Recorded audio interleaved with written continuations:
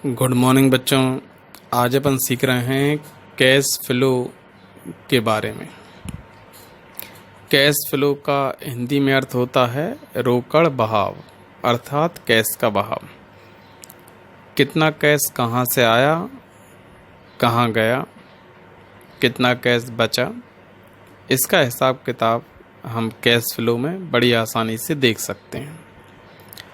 अब हम यहाँ पर सबसे पहले यह देख लेते हैं कि कैश फ्लो अपन देखते कैसे हैं।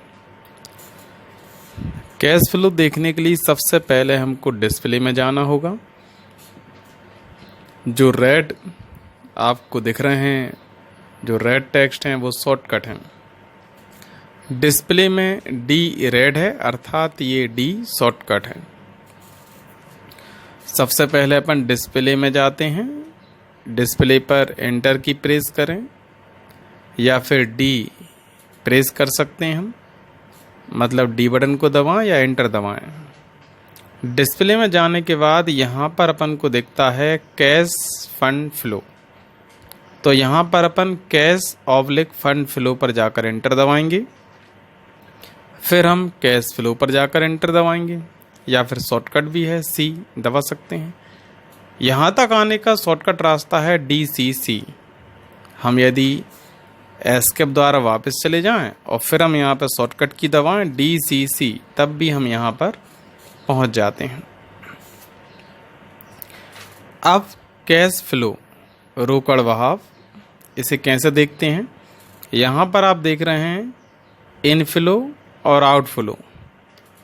इनफ्लो मतलब ऐसा कैश जो आता है वो इनफ्लो में हमें दिखेगा,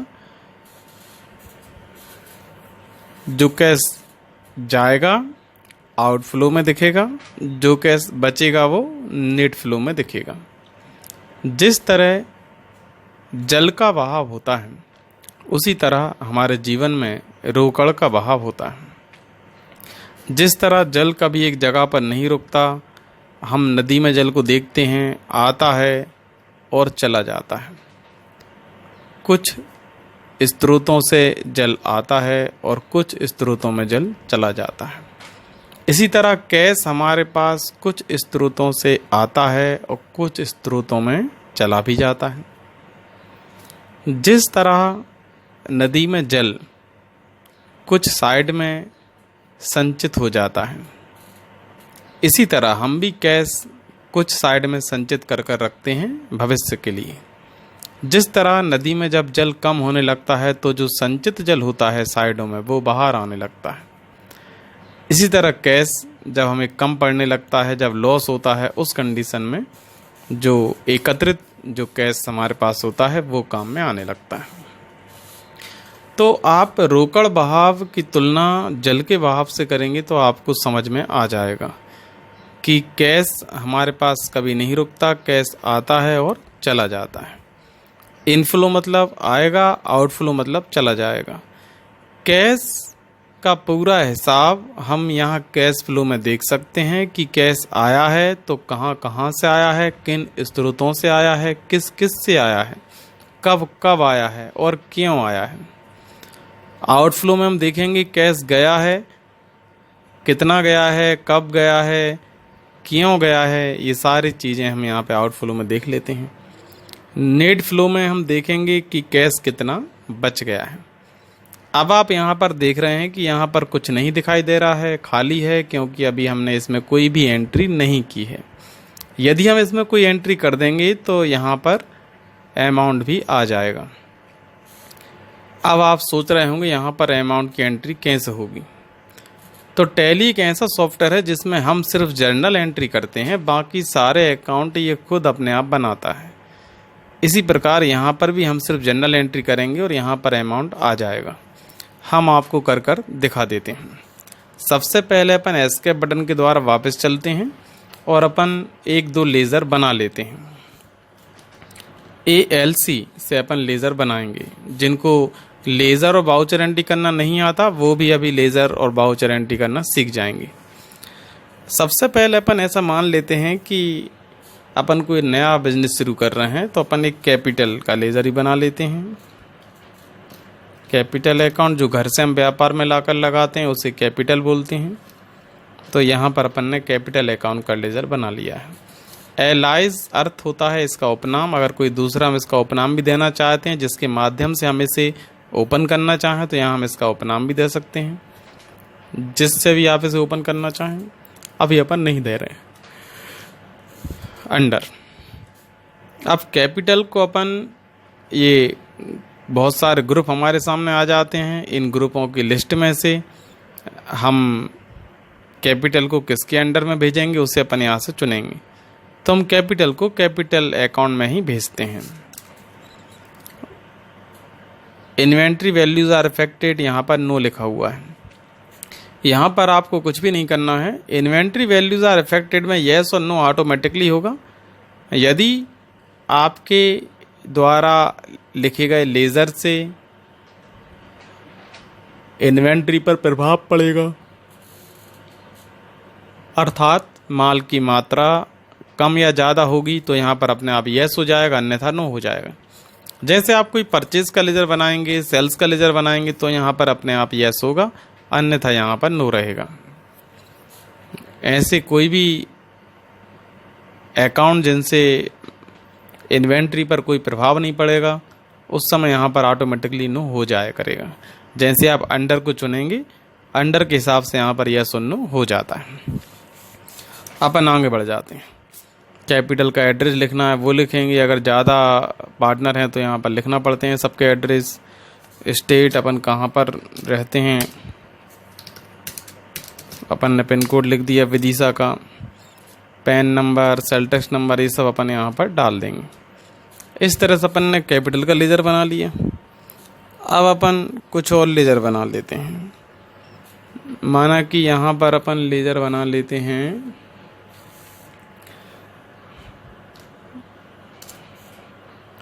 अजय के नाम से अपन ने एक लेजर बनाया। अजय का कॉन्टैक्ट नंबर यहाँ पर अपन लिख सकते हैं कुछ भी।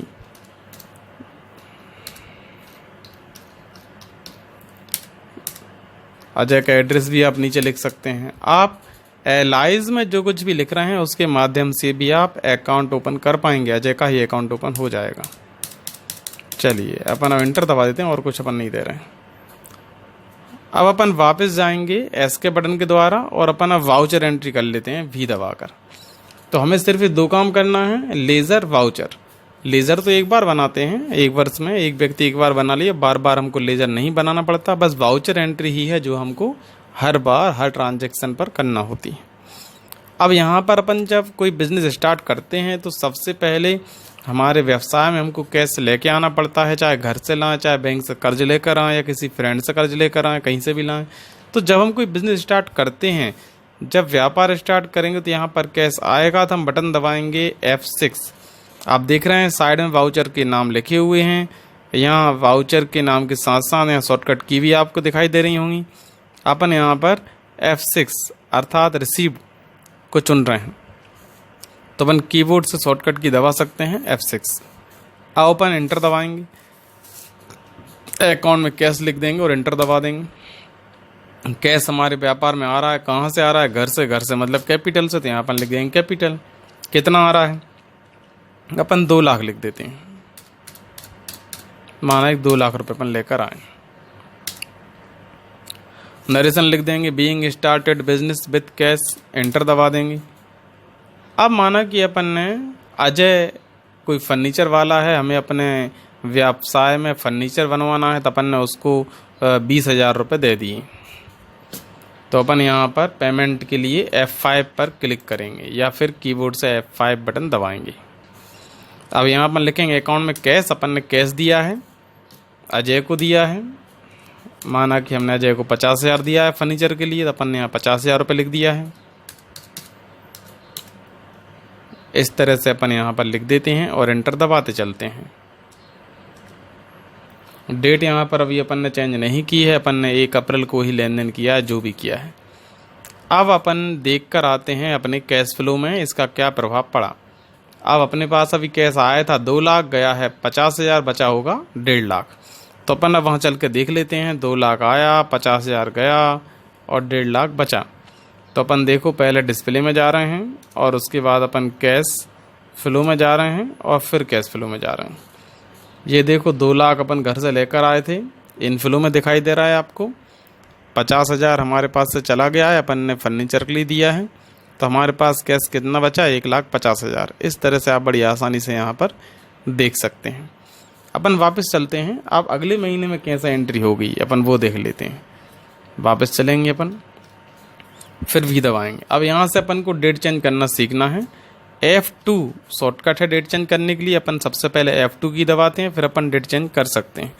अब यहाँ पर अपन ने जैसे 1,5 लिख लिया है, फिर अपन कैश दे रहे हैं अजय को ही, माना कि अपन 20,000 और दे रहे हैं अजय को, फर्नीचर और बनवाना है हमारे लिए, तो अपन ने 20,000 और दे दिया है। अब आप देखेंगे अगले महीने में भी कैश दिखाई देगा, ये देखिए।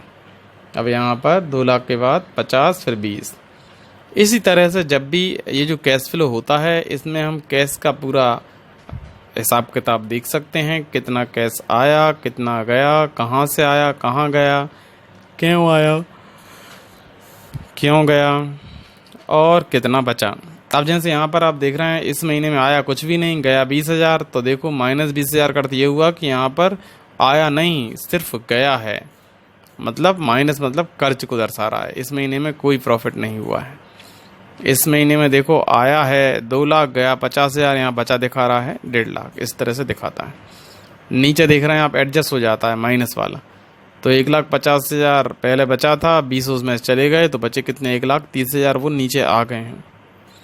इस तरह से अपन कैश फ्लो को देख सकते हैं। ऐसे ही फंड फ्लो को अपन देख सकते हैं, कितना फंड, वर्किंग कैपिटल, कार्यशील पूंजी का ओपनिंग, क्लोजिंग। इसमें पूंजी लाभ होने पर बढ़ जाती है, हानि होने पर घट जाती है। खर्च होते हैं हमारे, उसमें भी पूंजी घट जाती है। लाभ, इनकम, प्रॉफिट होते हैं, पूंजी बढ़ जाती है। तो यहाँ पर आप देख रहे हैं हमारे पास कैपिटल इतनी थी, इतने में से फिर 20,000 रुपये हमारी कैपिटल कम हो गई। पहले हमारी कैपिटल 2 लाख थी, जिसमें 50,000 कम हुए थे, तो 1.5 लाख बची थी। अब उस 1,50,000 में से 20,000 और पूंजी कम हुई, क्योंकि अपन ने फर्नीचर वाले को और दे दिया है, तो पूंजी हमारी 1,30,000 बची है। तो यहाँ क्लोजिंग बैलेंस में कितनी पूंजी बची वो आता जाएगा, और ये यहाँ पे फंड फ्लो दिखता जाएगा, कितना कितना फंड फ्लो हो रहा है। इस तरह से आप बड़ी आसानी से देख सकते हैं।